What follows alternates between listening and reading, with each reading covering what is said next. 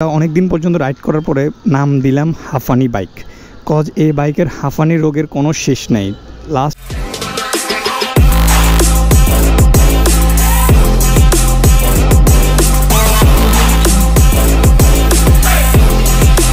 আজকে দেখতেছেন হচ্ছে আমার কাছে ইয়ামাদের সবথেকে বাজে একটা বাইক, যেটা হচ্ছে হাঁফানি এফজেড ভার্সন 3। ঠিক আছে, এটা নিয়ে ভিডিও বানানোর কোনো ইচ্ছে ছিল না, বাট লাস্ট 7 দিন ধরে এই বাইকটা আমার কাছে আছে। আমি অনেক চালাইছি, প্লাস হচ্ছে যে দেখতেছি বাইকের যে কন্ডিশন।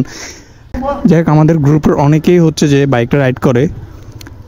বাইকের ব্রেকিং বলেন, ব্রেকটা আমার কাছে মোটামুটি ভালোই লাগলো, বাট বাইকটা নিয়ে যদি পাহাড়ে যাই তখন হচ্ছে যে অনেক ধরনের সমস্যা থাকে।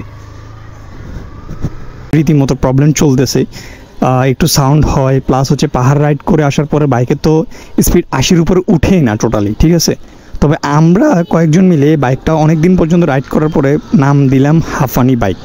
কজ এই বাইকের হাঁফানি রোগের কোনো শেষ নেই।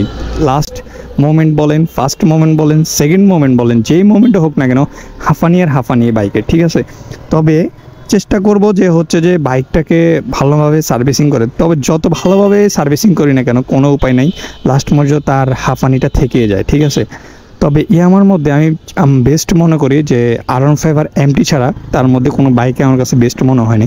বাংলাদেশি বাজারে যে পরিমাণ প্রাইস দেওয়া হয়েছে এই বাইকগুলোর, এটা একদমই ফাউল একটা প্রাইস, একদমই ফাউল।